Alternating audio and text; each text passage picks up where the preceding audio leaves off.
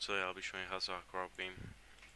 So click the link in the description, join my Discord Crab Game hack, click the link, download,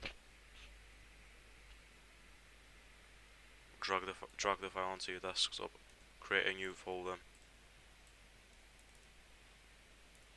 Now click Octopus, weapon.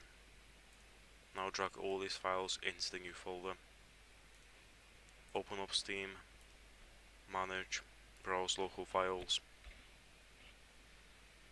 Now copy all of this into your Steam Crab Game. Wait for it to be done.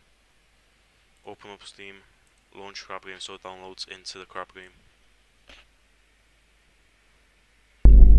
Okay, click exit.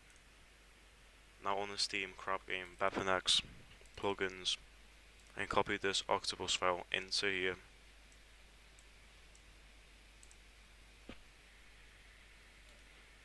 Now open up Crab Game again.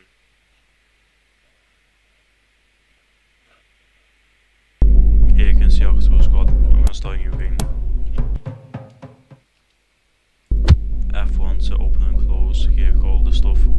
F to fly. You can wall clip. Guns. Anything you want. And lots of other stuff like chat spam.